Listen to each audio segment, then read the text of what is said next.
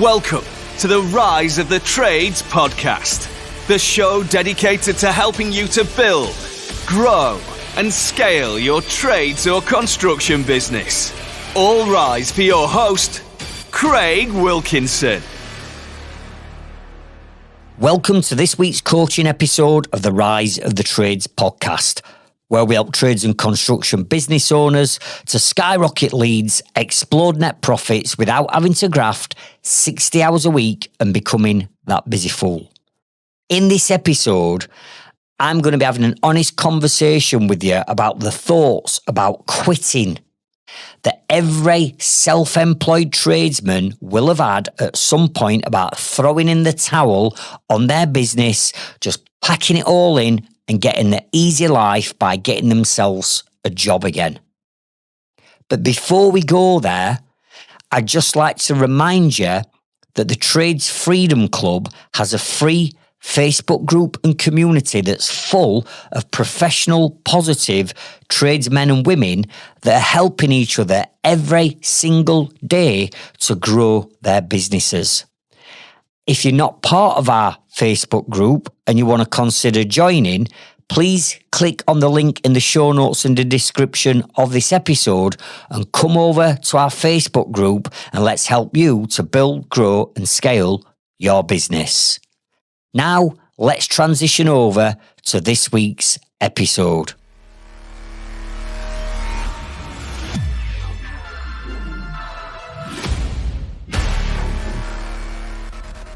Have you ever just sat in your van at the end of a long, hard day and thought to yourself, do you know what? I just can't keep doing this. Have you ever pulled up outside your house and then you've sat on your driveway for 5 minutes because you didn't want to take all that stress through that front door? Or have you ever looked at your bank account, looked at your workload, looked at your staff, looked at your customers, looked at your inbox and just thought, how much more can I take of this? Have you ever wondered whether it'd be just easier just to get a job? To turn up at 8 o'clock, get your tools out, finish at 5, go home, switch off, get paid every Friday and let somebody else have all that worry, stress and problems? Because if you have, I'm telling you now, you're not alone. And if I'm being completely honest with you, in them early years of me building, growing and scaling my trades business, my joinery and building company, I tell you what, I had the thought over and over again. Now, before anybody starts thinking, hang on a minute, Craig, you've built these successful businesses, you've coached 30,000+ people, you've got successful companies and a successful life. Listen, let me tell you something. Success doesn't stop you from having those thoughts. In fact, some of the most successful business owners that I know have these thoughts more than once. You see, what people don't understand about running a trades business is that it's absolutely relentless. It never, ever stops. There isn't a day that goes by where there isn't a problem that needs solving. A customer's complaining. A member of staff's got an issue. A supplier problem. A cash flow problem. You ain't got enough money to pay your tax bill or your VAT. Your van's broke down or your van's been broken into. Somebody's left a 1-star bad review for something ridiculous. There's always something that needs your attention. Most trades business owners don't wake up exhausted because they're lazy. They wake up exhausted because they're carrying the weight of everybody else's problems on their shoulders and have been for years. They've got the customers' problems, they've got the staff's problems, they've got the supplier problems, they've got the family problems, they've got their own problems, and eventually that weight starts to take its toll. And what I find fascinating is how little people talk about this. You see, in business, we're all about talking about turnover and profit and how many vans we've got. We've just moved into new offices. We're growing as business. But we don't talk about the nights where we can't sleep because we're laid awake at 3 o'clock looking up at ceiling. With cogs turning and his mind's not stopping because of the challenges that we have to deal with. So the reason why I'm recording this episode today is because over the last, month or so, what I've noticed, particularly inside our Facebook group, is there's lots of business owners that are struggling. Good people, hard-working people, talented people, business owners from who on the outside look like they're doing well, but actually, privately, they're telling me that they're exhausted. They're overwhelmed, they're frustrated, and some of them have even admitted the thought of just packing it all in. And what shocked me wasn't that they were feeling like that, because I know how business owners feel. I've been there. What shocked me was the thought that they were the only ones that were going through this. They thought that everybody else had got it sorted. They thought that they were the only ones that were failing, that they were weaker somehow than everybody else. And that's simply not true. So today isn't about marketing or systems or pricing or lead generation or about scaling your business. Today is simply an honest, raw conversation. Business owner to business owner, tradesman to tradesman, human being to human being. About those moments where you've generally thought, do you know what, I've had enough, I can't take it anymore, maybe it's time for me to just pack all this in. Because if you've ever had those thoughts, I want you to know something before we go any further. You're not the first, you're not the last, and you'll certainly not be the only one that's feeling this way.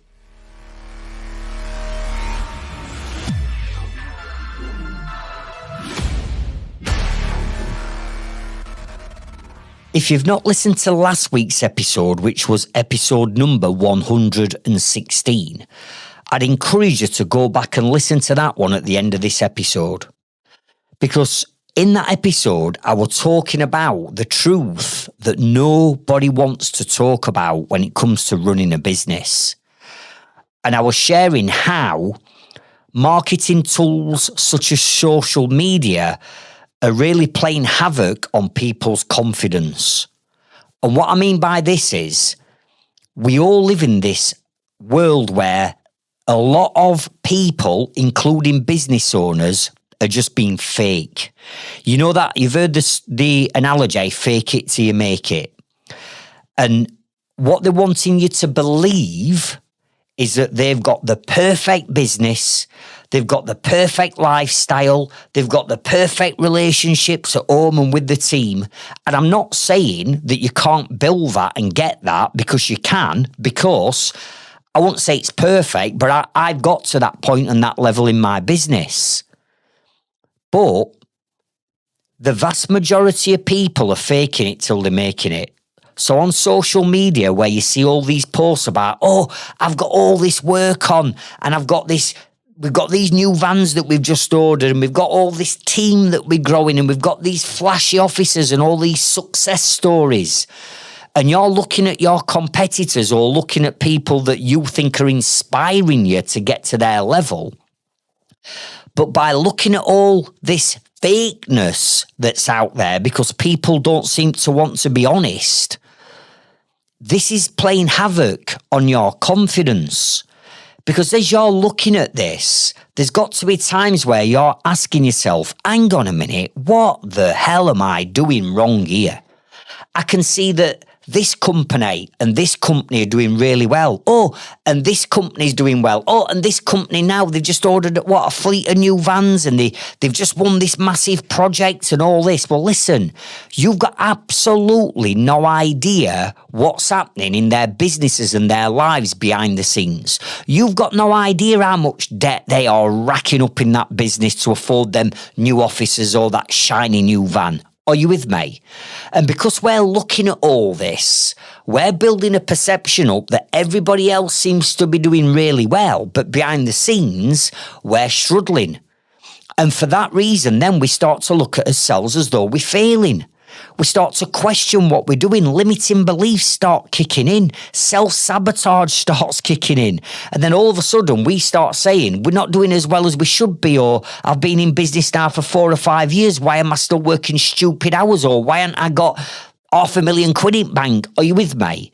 We're comparing ourselves to other people, but we can't do that because behind the scenes, we don't know what's going off in their businesses and lives. They could be just trying to mask the crap that they're in by having to put all this on social media to mask the situations that they're in, is basically what I'm saying.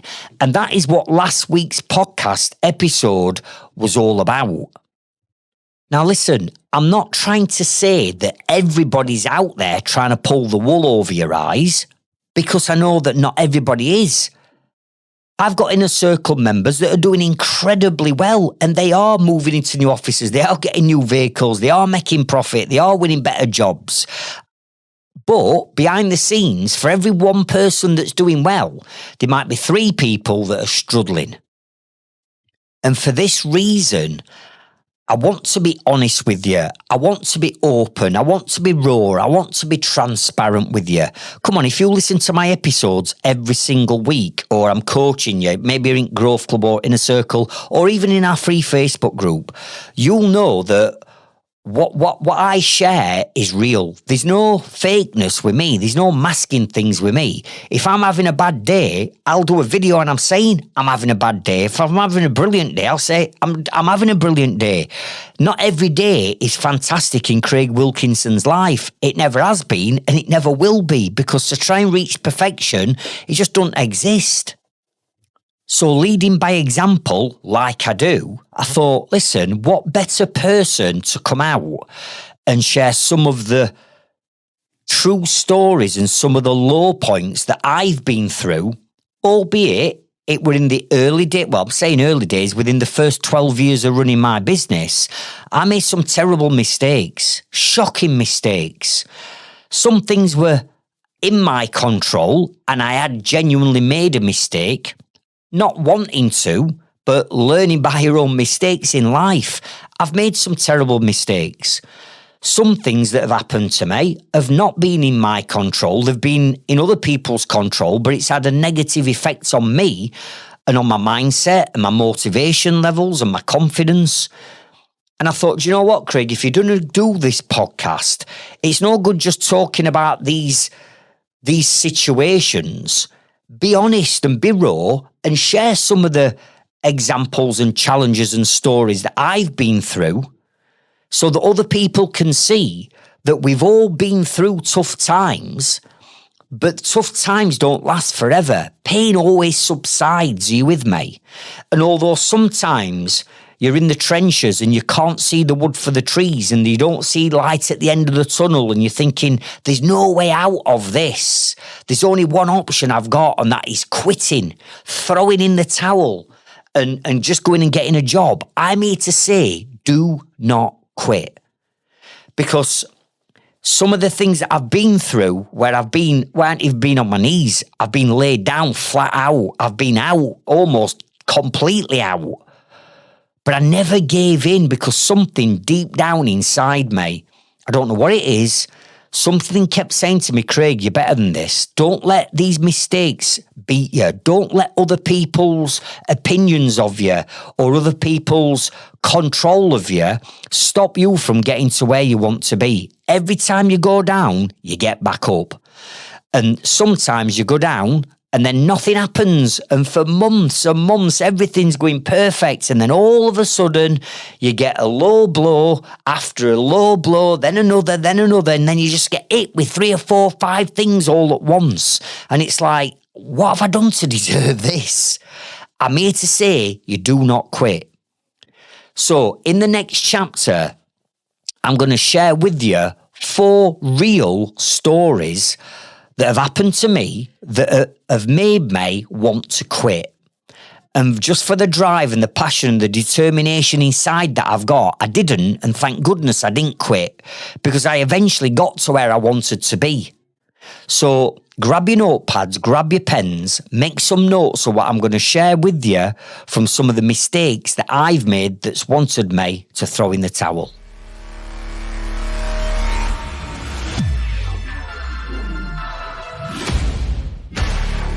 So I set up my joinery business way back in 1994. I'm a bench joiner by trade. So I set this I'm saying little joiner shop. It were a 2,000 square foot joiner shop that I set up. Literally me on my own in a joiner shop, which is dangerous really, because when you think about it, if I'd have had an accident, cut my hand off or whatever, I'd have been shot. But anyway, so I set this business up, and all I wanted to do to start off with was just bring enough work in just to keep me going. And you know what it's like when you first set up a business? You're doing fiddle jobs on the side, aren't you, at evenings and weekends? And I got to a point where I was thinking, I got enough fiddle work on to set my business up, and I got about 2 or 3 weeks work in front of me, and I thought I was sorted. But as you know, you can soon eat through 2 or 3 weeks of work. And by the time I got done all my family members and my friends that had lined this work up for me, here I am now, 3 weeks later, with no work. I had no idea how to market my business. There were no such thing as internet. There were no social media. None of that existed. So I started pounding streets, handing leaflets out, writing letters on a typewriter to builders and architects to try and drum some work up. And I sent a letter out to an architectural practice, and they introduced me to a high-end builder, let's just say an high-end builder in Sheffield where I am. Now, I'm not going to mention names, and I know this guy's not in business anymore anyway, but I'm still not going to name drop. So here's me in this joiner shop on my own, and I organised a meeting with this building contractor, this high-end building contractor. And he came into my little joiner shop, into my little office. And I was like, I already know. I'm like, this guy's a multimillionaire. He's got an incredible business. I'd heard of him already in Sheffield. I knew we were. And I'm like, he's in my office. And I'm like, wow. Anyway, he gave me some drawings to quote for a project in Wilmslow in Manchester. And if you don't know where Wilmslow in Manchester is, it's where like old Man United and Man City players live, all around that. Knutsford, it's a really exclusive, affluent area. So I'm like, oh, this is a nice job. And what it was for a jeweller, right? And this jeweller had a chain of jeweller stores in Manchester. It was his house, and everything that he wanted in the house was oak. So it were oak skirting boards, oak architraves, oak doors, oak kitchen, oak internal windows, all this type of stuff going off.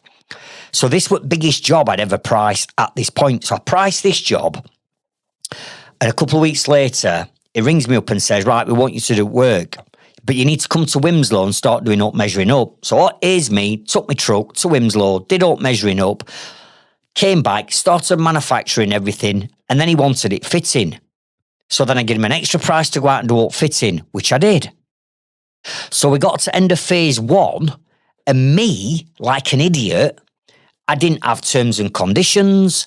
I didn't take stage payments. I didn't ask for deposits because I was green. I was young. I was naive. I didn't understand business. I just presumed that if I put my invoice in at end of job, he'll pay me, and I was happy with that. So here's me over a period of about 10 weeks, trying to find money to pay my own wages, trying to find money to pay my overheads, trying to find money to buy all this oak, which is mega expensive. And I'm having to borrow money, I'm having to go into an overdraft, and I'm doing all this. And this is in the early days of me setting this business up. Anyway, you can imagine what happens, can't you? Here's me now, proper skin, stressing so I've got no money. So I rang him up and I said, look, you owe me all this money. I need a payment. And he's like, well, I tell you what, if we start phase 2 and you start doing phase 2 for me, what I'll do is I'll pay for phase 1 and I'll pay for phase 2 up front. So here's me thinking, oh, I'm going to get paid for phase 2 before I've even finished it. I'm going to be quids in. So what did I do like a muppet? I agreed to it. So now I'm another 6 weeks into this project on phase 2, still had no money, and I didn't have no money to pay my mortgage. I was behind on my mortgage. I was struggling to put food on table and clothe my kids. It was that serious. Anyway, I'm thinking, this is not right, this. So I rung him and I said, look, I need some money. And he's like, I'll pay you next week. All right. Next week came. You know the story. Next week comes no money. Ringing him up again, not answering my phone. So I eventually went round to his offices. Nobody in offices. I'm panicking now. It turns out that he's gone into liquidation. And I'm like, no. And at that point, he owed me £22,500. Now, you might be sat there going, well, 22.5 grand's not a lot of money in grand scale of things, Craig, but you've got to understand this was in the first 12 months of me setting up back in 1994. So I don't know what the conversion rate is now, but I'm guessing 22.5 grand now was probably doubled. It's probably more like 50 grand in my first year. And this guy's gone into liquidation and he took me for £22,500. Now, in the early years of your business, you're struggling anyway, aren't you, cash flow wise? It's not very often you hit the ground running and you make like 200 grand in your first year. So now I've got to go home and tell my wife that all this money that I'm due in, I've lost. And I don't know what to do. I don't know what to say to her. She's going to go absolutely mad. We were already thousands and thousands of pounds worth in debt. We were racking up loans and all sorts on the promise that I'm going to get paid. Now I've got to go back to her and tell her we've lost the money. So you can imagine what stresses and strains that put on our family life and our home life and our relationship, never mind the business. And it were at that point a year into my business, which was the first time where I sat down. I'm having arguments at home, screaming abdabs. I just didn't want to go to work. I owed suppliers money. So now now suppliers are chasing me. And all I wanted to do, in all honesty, was just let the world open up, let the ground open up and let me just sink into it, because I had absolutely had enough. I'm like, hang on a minute. Here's me working every hour God sent in that first year to make it work. And there were scrupulous, untrustworthy people out there in business that had genuinely ripped me off, because he knew he were going into liquidation, but he had to find some muppet to come and bail him out so he could get a payment and then disappear. And what I ended up finding out is the joinery company that he'd been previously using, they'd eventually got paid off him, and then they said, I'm not working for you anymore because he was slow at paying. So what did he do? He went on the hunt for somebody else, got introduced to me through these letters that I'd been posting. He must have come and looked at me and rubbed his hands and thought, right, I'm doing you. He knew he was going to rip me off as soon as he walked into my joiner's shop. But that's the first time where I thought, I can't cope. I don't want to be in business. If this is what it's like, people shafting each other and ripping people off left, right and centre like this, and genuinely knowing that a young lad that's just set up, I'm only 23, a young lad with a family that's set up in business, knowing full well that I couldn't afford to pay my mortgage, do this to me, I'm like, I don't want to be in business. This is terrible. So my question to you is this. Have you ever been in a position where you've been financially strangled through no fault of your own, really, through somebody else's? Whether that's they've ripped you off, they've gone into liquidation, they've gone bust, they're dangling carrot, they're making you wait 60, 90 days to get paid. Because these are real struggles that we have in business. Cash flow is absolutely essential to get a positive cash flow. But most businesses out there are still winging it when it comes to the numbers in the business.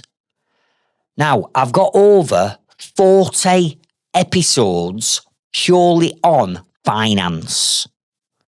But what I want you to do, I want you to go and listen to episode number 14, which is one of my early episodes.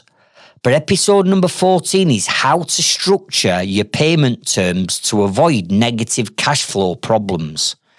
You see, knowing what I know now, I should have always had from day one my my payment terms set. I should have had terms and conditions in place.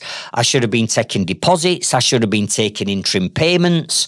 What I shouldn't have done as a young, naive joiner is what I did. But sometimes we have to learn by his own mistakes. What I'm saying is that is a costly way of learning by your mistakes. I don't want anyone to be in a position where through their own fault, which technically it was my fault, I should have had payment terms and T's and C's. And if people weren't abiding by them, then I should have just stopped working for them and said, right, I'm not doing any more work for you. But at least I would have had the money off the job that I were owed because my payment terms and my interim payments would have dictated that. Do you get what I'm saying? So you've got to make sure that you've got your payment terms and your interim payments like set, and if anybody disagrees with that or they don't want to work with you under your payment terms, you've got to ask yourself why. If you want to work with me in my business, I'm not going to fund and finance your job. If you want your job doing, and I'm not bothered whether this is domestic or commercial, if you want a job doing, you've got to finance your own job. Therefore, this payment terms are designed for you to pay for your own job and for me to get paid throughout the job fairly that will cover all of my costs. It's not down to you to shell all your money out on labour, materials and overheads to finance somebody else's job. They should be financing the job, not you.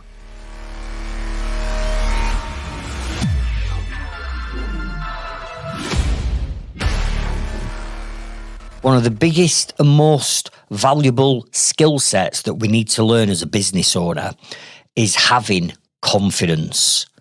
Now, I know there'll be many people out there who'll say, Craig, listen, I'm a confident person. You know, I'm speaking to customers. I'm a salesperson. I'm a cheeky chappy and I get on great with customers and all that. I'm not on about that level of confidence. I'm on about confidence to become a true leader. A true leader, because for you to get your business to where you want to be, you can't be everybody's friend. You can't be, it just doesn't work. And one of the mistakes I made when I started to grow my business and take on employed staff and subcontractors is I wanted to be the boss that were everybody's friend. You see, I thought that if I were nice to everyone, and I was their friend, then they'd do more for me. But there has to be a line between being a friend and a boss. And I didn't know what that line was. And therefore, me going into it, wanting to be friendly with everyone and everybody's best friend, and I didn't want anybody slagging me off, and I didn't want thinking that my staff behind the scenes were talking about me behind my back. So I was like Mr. Friendly with everyone. And I'm telling you now, that backfires. And the reason why it backfires is because people will then start to take advantage of you. They'll start to take the piss. And because you've let this happen, and because you think that being a nice boss is the best way to be, you let things slide. And you turn a blind eye to things that you know deep down people are doing wrong. But because you don't want confrontation, and you don't want arguments because you've set this tone of being a friendly guy, then you avoid those difficult conversations that you know you should be having. So I'm at this point where I don't know how to become a leader. I just thought I just needed to be Craig Wilkinson. So therefore, Muggins here is now starting to become a taxi driver or an Uber driver. So, for example, I got a really, really good joiner working for me, but he'd lost his license drink driving. This is years ago. And he lived about 25 minutes away from my house. But I was that busy, I needed him. So what Muggins here used to do is leave my house in the morning, travel 25 minutes to other side of Sheffield, sit outside his house while I were waiting for him to come out, and he were never on time. Then he'd come out, then he'd be like, oh, you couldn't just stop at shop, could you? Because I need some fags. Okay. So then I'd stop, he'd get out, go and get some fags, get in van. Then I'd take him to his job, drop him off, leave him on his job.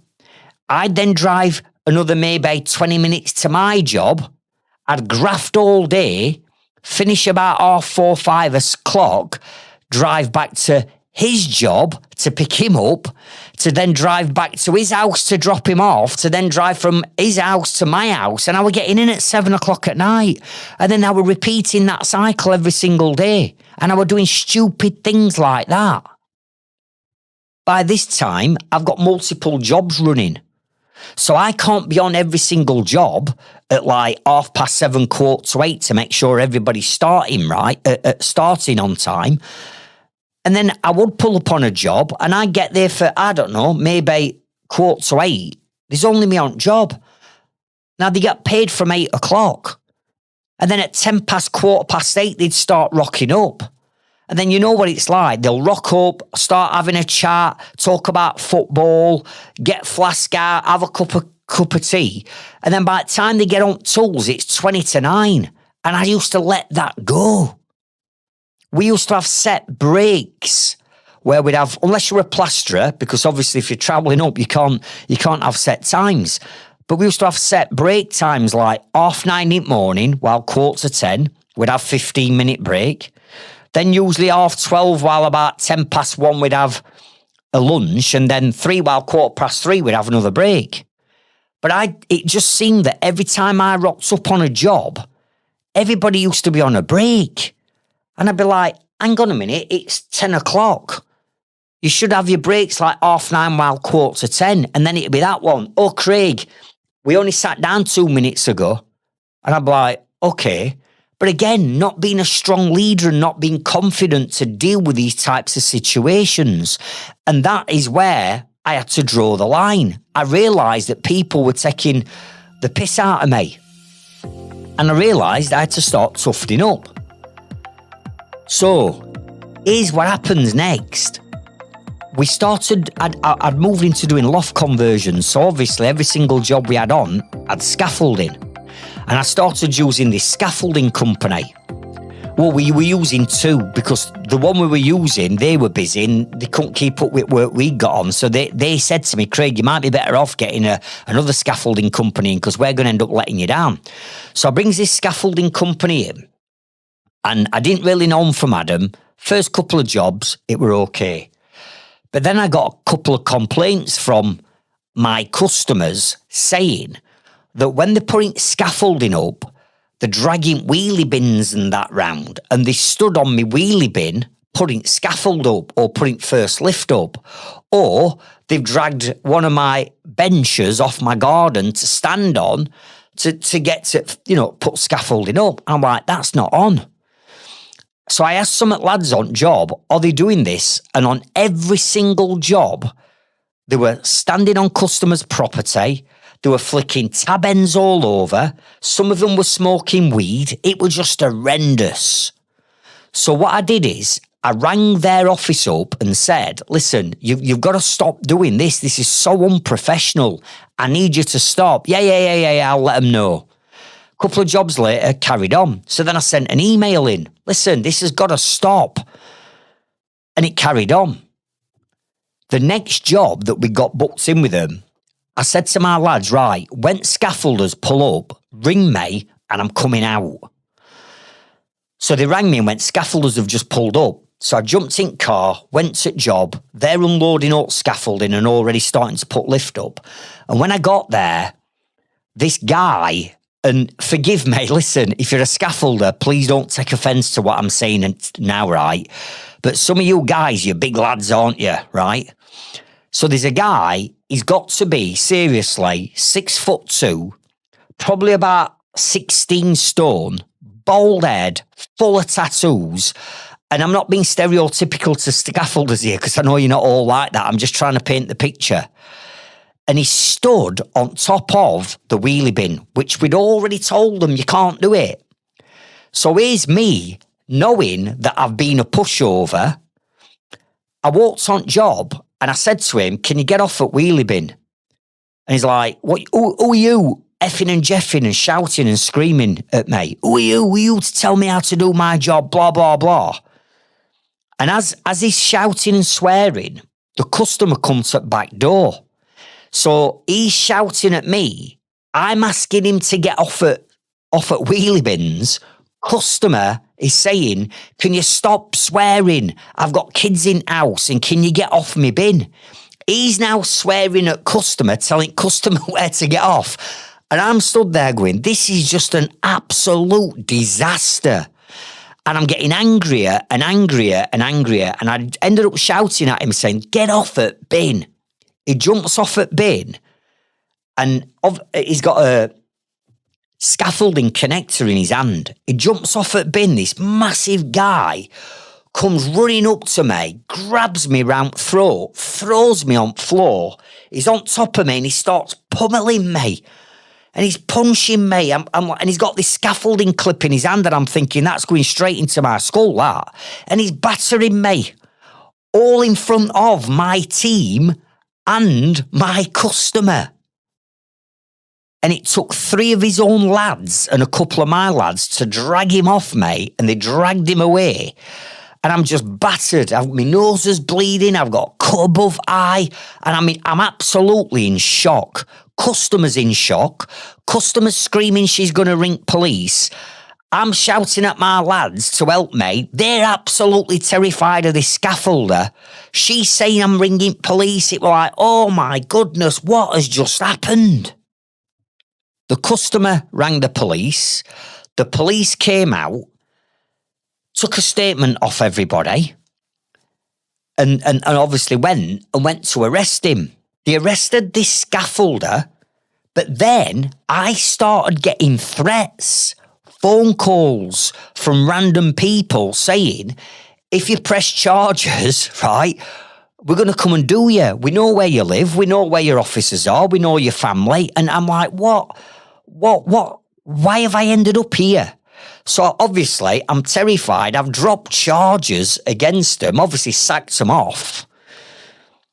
But I owed them money for jobs that they'd done. Now I'm getting threatening emails and threatening phone calls saying you need to pay me for jobs that we've done.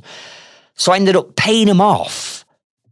I'm getting grief off my customer. I'm getting grief off my lads saying that they don't want to be on jobs with them anymore. And I'm getting grief at home because at state I were in. And I just stopped and I'm like, I've been battered. People are taking piss out of me. I've been threatened. My family's been threatened. And at that point, I just sat and thought, what am I doing this for? I mean, at that point, I weren't even making any decent money. I was still a busy fool. I'm still working 80, 90 hours a week. I'm still paying me subbies more than I'm paying myself. I'm still trying to claw some of the 20 odd grand's worth of debt that I were left in when that company went bust on me. And I'm here battered and bruised and shaking and scared and terrified to go on to my own jobs. So did I want to throw the towel in at that point? Yeah, of course I did. I were in a right state, but I didn't. Something said to me, Craig, you can't let this one bad experience affect the rest of your life. It's another one of them challenges that have been sent to you, and you need to get over it. Yes, it's extreme. Yes, this will probably never happen to anybody that's listening to this episode, but I'll tell you something. I bet some of you listening to this episode now have had problems with your team. I bet your team are taking the piss out of you. I bet your team are turning up late. I bet your team are tossing it off all day, playing on the phones when they should be working. I bet your team haven't got your back. I bet your team aren't helping you to grow your business. You'll have got some people rocking up just for the wages every single week. You'll have people knocking on a Monday morning because they've gone out on a Saturday and Sunday on a bender and they're hungover and they don't care about you. Are you with me? So it were at that point where I thought, I need to change. I need to become a better leader. And what I did back then, I started going on leadership training programs. Some of them were online through videos. We didn't have CDs back then. These were videotapes and stuff. Then CDs come out. Then I went to a few seminars and I started to understand that, hang on, if I've got to grow my business and I'm dealing with people, which we all are, I need to learn some new skills to become a better leader. Because good leaders know how to lead the team. They'll have respect off their team. They'll have rules of the games established with the team. They'll have a positive culture set with the team. They'll be sharing the vision of where they're going with the team. They'll be sharing the mission of how they get in there. They'll have a recruitment process and they'll be interviewing people properly. They'll have contracts of employment. I didn't have any of this back then because I didn't know. Are you with me? So what I want you to do is I want you to go and listen to episode number 79. Because in episode 79, the whole episode, 95 minutes of it, is all around how you can become a better leader and a better boss to grow your business and not be a pushover and not be somebody that people are going to take advantage of, but learn some proper leadership skills that's going to help you become a better leader and lead your team to help you to build, grow and scale your business.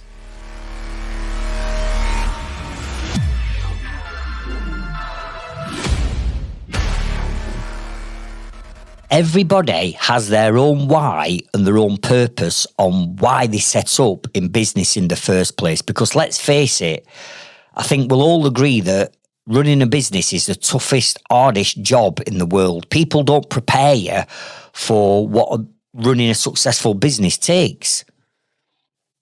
And for me, my why and my purpose and my goal behind why I set up my business at 23 years old back in 1994 was I wanted to build a better quality of life for me and my family. Now, at the age of 23, 24, I was married with 2 young children at that age. So yeah, I started young. And I'd also got a mortgage. Now, some people look at that and go, well, that's really good. That's successful. You know, you're married, you've got 2 kids, you've got your own mortgage, you've got your own house, and you've got a business. How amazing is that? In your early 20s.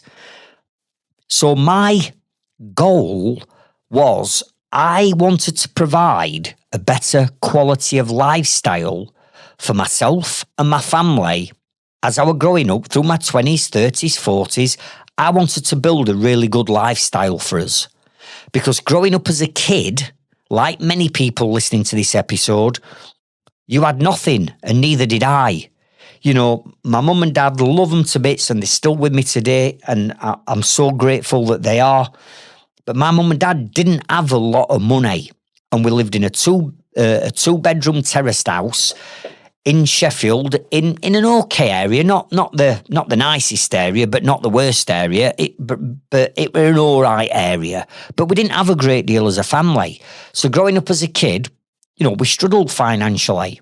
So I'm at this point now where I'm in my life and I'm thinking, I've got something about me. I'm going to become a millionaire. I'm going to do this and I'm going to do that and have this big business, big offices, all these vans. I'm going to be hugely successful. That's what I wanted. And I know that that's not the goal for everyone. But back then in my early 20s, that's what I wanted for me and my family. So obviously, I've set this joinery business up. We've had a massive hit in that first year with that company going bust on us, so we're struggling financially. But here's me wanting to make a go of it. So I'm working every hour God sends, literally 80, 90 hours a week. But I've got 2 young children at home and a wife that needs attention as well. But here's me prepared to sacrifice some of that time to build a business that will ultimately give us the lifestyle that we're going to need moving forward. And if you listen to my coaching, you'll hear me talking about being a busy fool, right? I accept that nobody wants to be a busy fool, and I accept that nobody wants to work long hours, not for a long period of time anyway. But let's be honest and open.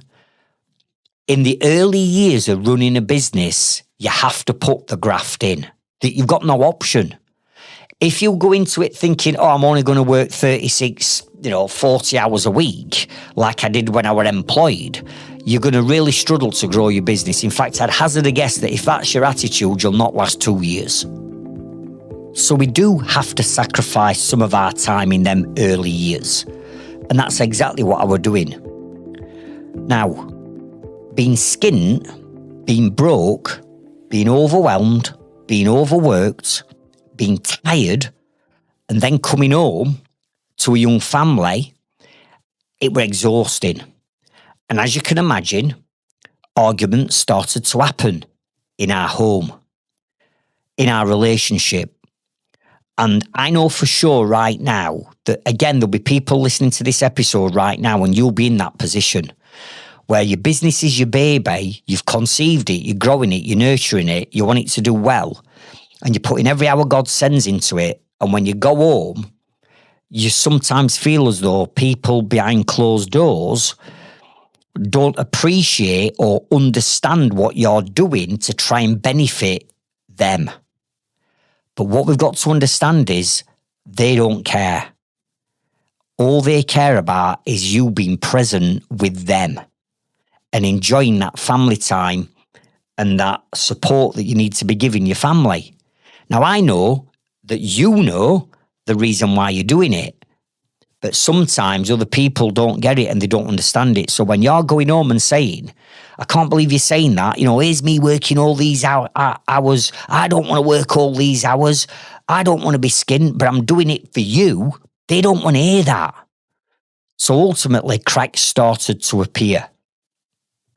And the business and the time I were invested into the business and the time I weren't at home, ultimately, I paid the ultimate penalty in the fact that it cost me my marriage. My marriage broke down. Me and my first wife, we split up, which I didn't want to happen. And it absolutely killed me, not knowing that I was with my kids and my family, because after all, that's why I was doing it. But unfortunately, other people had other opinions and decisions, and therefore it cost me everything. And when you go through something as emotional as that, it's like you've got your business that you're trying to keep afloat.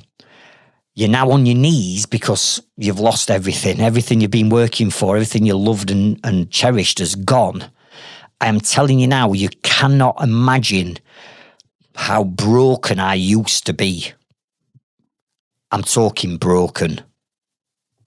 I've had some low points in my life and some challenges, and I always will do because that's just life. But I'll tell you something, I have never experienced pain like I did back then. And it took me 3 years just to come to terms with what had happened. I was in a right state, emotionally, physically, mentally, absolutely broken. So you can imagine going through all that, my head wasn't in the business. My head was somewhere else. I didn't care about business. I didn't care about life. I didn't care about anything. I was just on my knees. And obviously that had a massive negative effect on my business because I just not got the headspace for it. In actual fact, I blamed the business for the situation that I were in. I was blaming, if I'd have not had a business, if I'd have not set up a business on my own, if I'd have not took that job on in Manchester, in Wimslow, none of this would have... Are you with me? I was blaming the business. I couldn't stand it. I fell out of love with it. I hated it. So at that lowest of low point in my entire life, did I want to quit this business? Did I want to throw it in? I just wanted rid. I couldn't cope with it. All these things have been happening to me in the business. I just could not cope. I wanted rid. I wanted out of it. But something again deep down inside me was saying, Craig, you've got to pick yourself up. Pain is temporary. It won't last forever. It might last a year. It might last 5 years, but it'll not last forever. The pain will subside. And over time, the pain did subside. And I did claw my business back. And I did get back into the business. And in actual fact, part of this is the business saved me, because all the time I had on my hands, I had to do something with it. So I sunk it back into the business and kept myself busy. Are you with me? So for those people that might have got some relationship challenges going off, and if the root cause of it is your business, I'm telling you now, the business is not the be all and end all. Your family, your kids, your husband, your wife, your partner, they are the be all and end all. I'm telling you. So what you've got to do is you've got to give up some of the time that you're spending on your baby, your business, and you've got to dedicate that time, that preservation goal time, to your family and the loved ones, because I'm guessing for many of you, that's what you're doing it for. Now, there's a reason why I ended up in that pickle and that predicament and situation. There'll be a reason why some of you have. And again, it's learning by these hard mistakes that I realised that I was building the business the wrong way around all along. Let me explain. When we set up a business, don't get me wrong, we know that it's going to be daunting, we know that it's going to be a challenge, and we know that it's going to be hard work. But inside us, we're prepared to run through brick walls to get to where we want to be. So the hunger and the passion and the desire to succeed is there.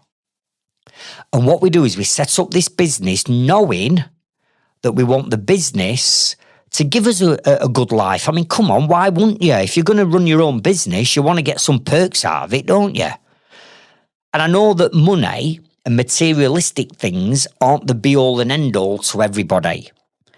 But if you're in business, surely you want to maximise your profitability. And if we can maximise profitability, that money then can go towards building our lifestyle, whatever that looks like for you. Now, I'll be honest with you.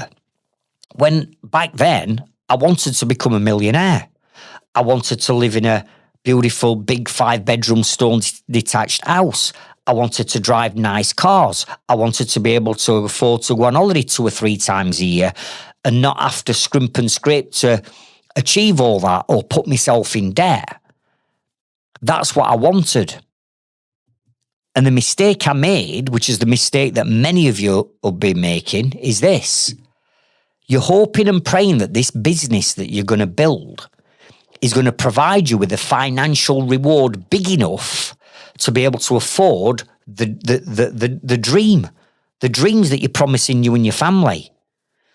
But what we're doing is we're making a big mistake in doing that, because how do we even know that the business is going to remotely provide us with that financial reward to afford that lifestyle?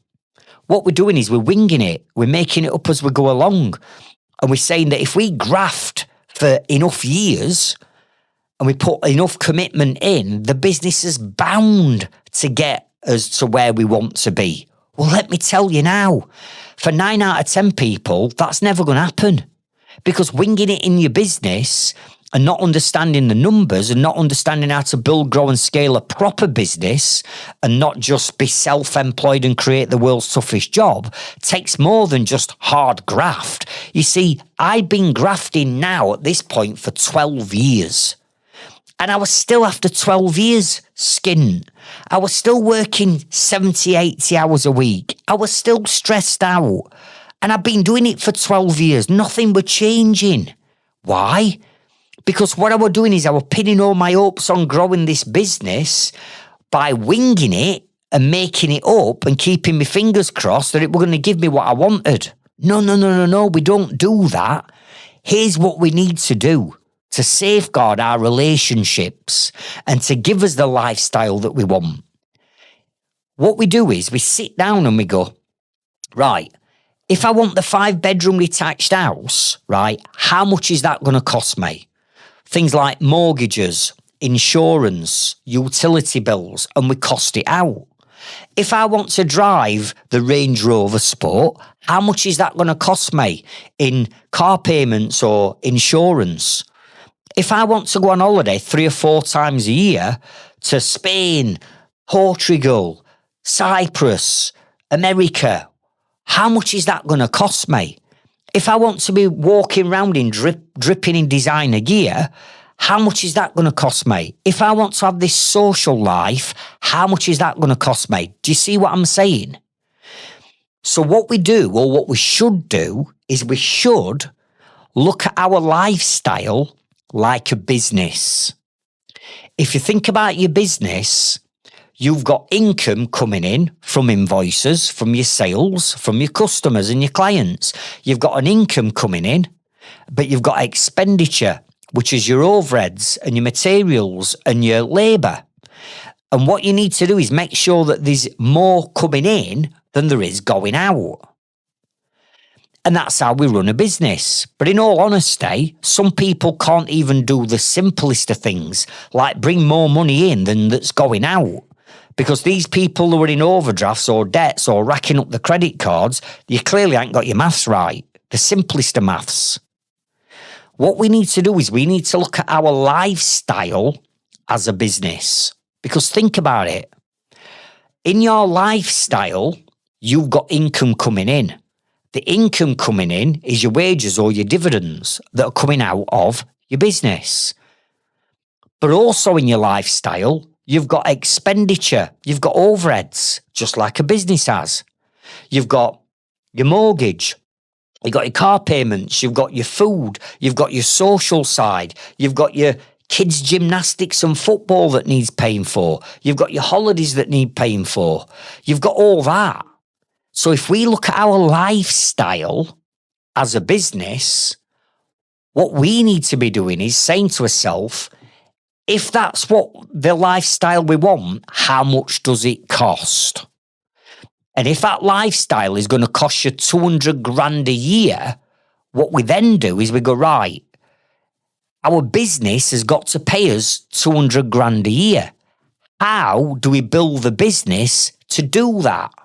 Do you get what I'm saying? Whereas right now, you're not building the business to give you that 200 grand a year. You're winging it and you're building the business to give you whatever. Do you get what I'm saying? So we have to look at our lifestyle as a business and cost it out. And then we know what the business has got to pay us. So then we can put a business plan in place to achieve that. And then we're not winging it any longer. So I've got a full-blown podcast episode on this, which is episode number 43. And it's 87 minutes long of me teaching you how to build the dream lifestyle, because it's achievable. But to achieve it, you need to understand what it's going to cost you and then work it back into your business. So the business has got to do this to provide this lifestyle. Not what most people will be doing right now. Let me hope and pray that my business is going to do this to achieve the lifestyle. Do you get me? And if we build it that way around, relationship problems at home and the time that we need to dedicate to our home life and as kids and as loved ones won't get affected. Because you've got a plan on how you're building the business and you know that as long as you stick to the plan, it's going to give you the lifestyle that you want. Do you get me? You see, when I used to wing it, I could only dream of the lifestyle that I've got. But now I've got the 5-bedroom detached stone house. I do drive a Range Rover. I can go on holiday. In fact, I am this year 4 times on holiday abroad. I can do all that because I'm financially free. But to get to that point, I had to understand what the dream lifestyle looked like.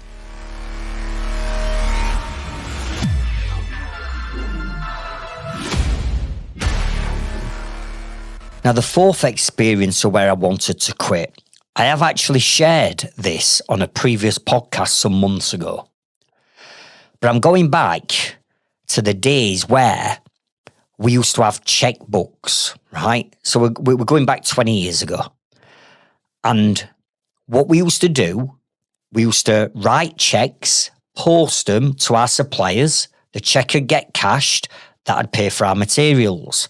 Likewise, our customers and clients, before debit cards came on scene, they used to write checks and we get a check through post. We'd have to then go and drive to a bank, put the check in the bank, wait 3 days for the check to clear, and then the money would get deposited into our bank.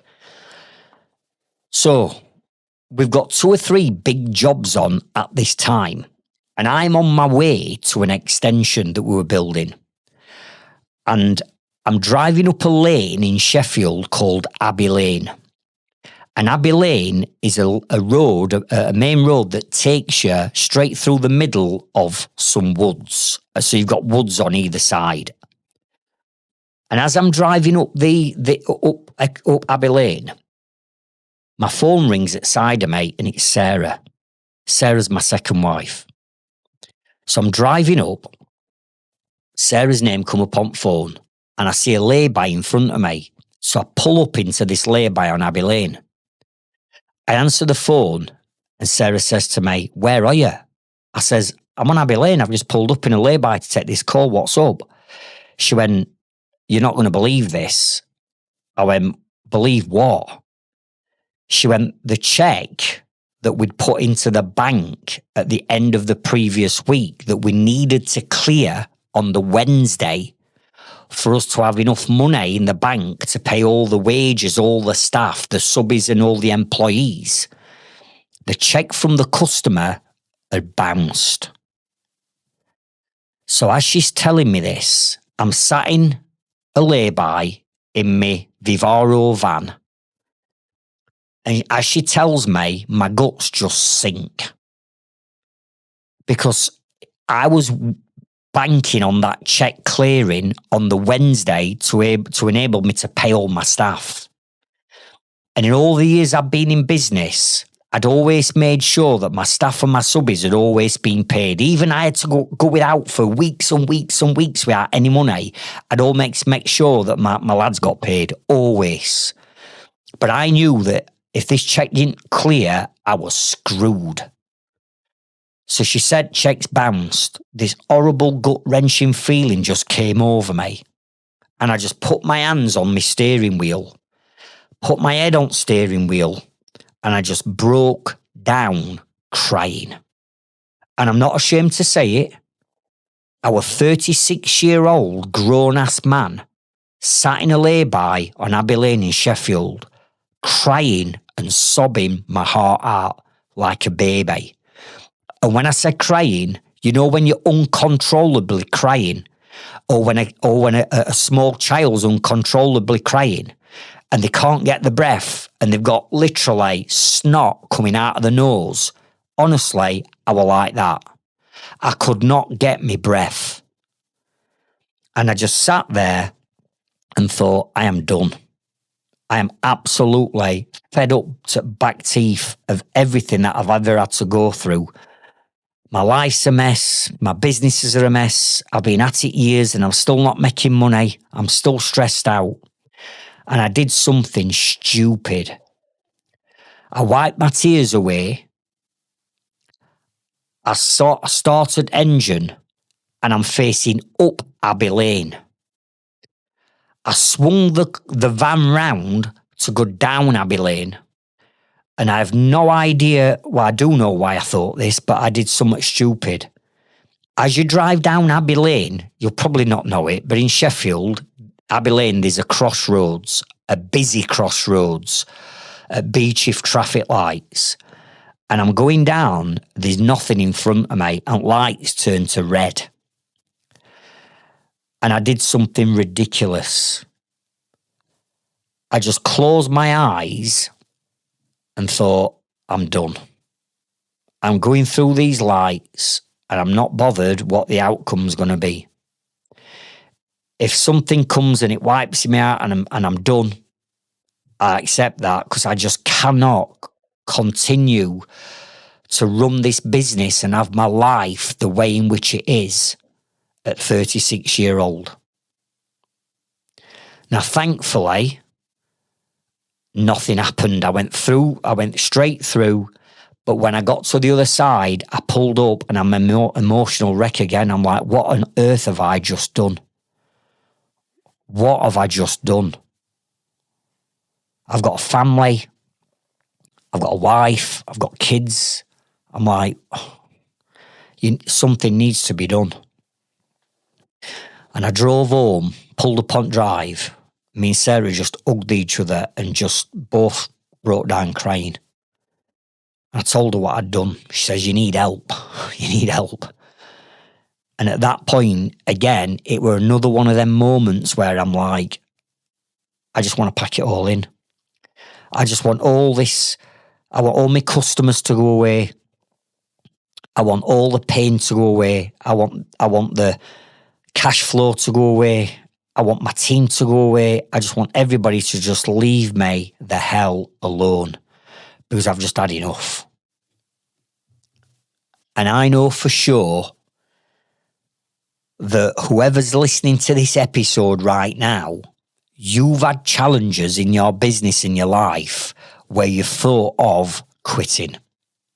You've thought about throwing in the towel and just packing it all in, getting a job, going back to being employed, getting your tools out, working 8 while 5, Monday to Friday, getting paid every single Friday, switching off at 5 o'clock, not having to stay up till 10 o'clock at night doing your paperwork and your quotes and your invoicing, not having to go on a Saturday morning or a Wednesday and Thursday evening to go and survey a job and price a job, not having to deal with all your team letting you down, customers complete moaning and whining, 1-star reviews, having to invest into systems and new websites, shooting videos and editing videos at weekends, being able to go on holiday whenever all that, I know for sure that every single one of us at some point have thought of, I've had enough, I'm quitting. So if you're listening to this and you're struggling, if you're questioning everything, if you're wondering whether all this hard work is worth it, if you thought about packing it in like I'd done, if I had £1 for every time I'd want to pack in my business, I'd have been a millionaire years ago. Listen, you're not broken, you're not different to anyone else, and you're not failing.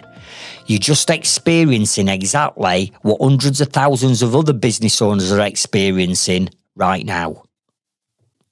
But no matter how hard it gets, no matter how many sleepless nights you have or negative thoughts and self-sabotage, I'm telling you, stick at it.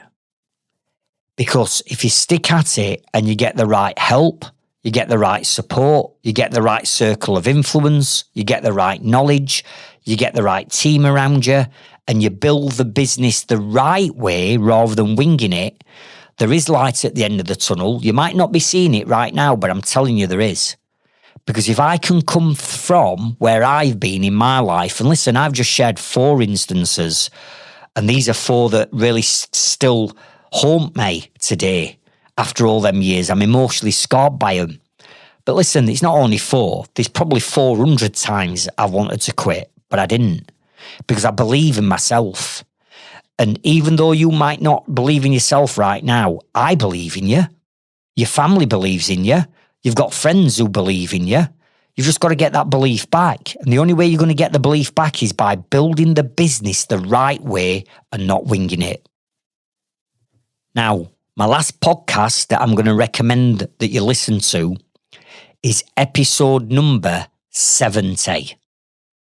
Because these 5 things that I did at each one of the stages where I thought about quitting and throwing towel in, these 5 things that I did at each stage that helped pull me through and pull me out the other side.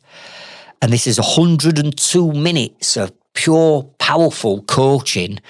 And I teach you what them 5 things are. So I want you to go and listen to episode number 70.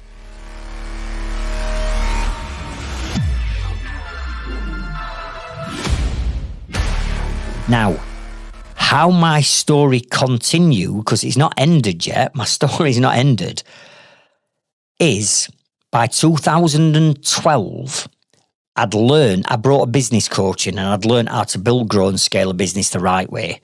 So in 2012, I were approached by a main contractor who wanted to buy me out. So I sold my business lock, stock and barrel, setting me and my family up financially for the rest of our lives. Job done. I never have to work another day if I don't want to. We're sorted. But then what started to happen in 2012, all the subbies that used to work for me, a lot of the lads who used to work for me, people that I'd met along my journey, started saying to me, Craig, how the hell have you done that? I remember you that day with scaffolder on top of you, pummeling you. I remember you being that busy fool. I remember you being skint. How on earth have you got to where you are right now? How have you done it? So back in 2012, I had this idea of setting up an organisation to help other trades business owners to not have to go through all the pain, mistakes, stresses of building and growing a business the wrong way like I'd done. So I set up an organisation and I put my very first event on in March 2012. And it were at a backstreet working men's club in Sheffield. I'd never presented anything. I'd never done any coaching, never done any mentoring, never done anything like this before. But I just knew that there were a need to help people. So that first ever event, 20 builders, joiners, roofers, plumbers, plasterers rocked up in Sheffield, backstreet working men's club, a place called Davy Sports Club, still there today. And we had his first event where we did a bit of networking, talked about marketing and business planning. And then after that session, people came back to me and went, Craig, we really enjoyed that. That was brilliant. Can we do it again? So I did it again following month. Same thing happened. But this time, 40 people came. Can we do it again? Did it for a third month. 60 people came. And I thought, hang on a minute. If there's 60 people that just know me on my doorstep in Sheffield that have all got challenges in the business, what's it like UK-wide? And that's where the Trades Freedom Club were born.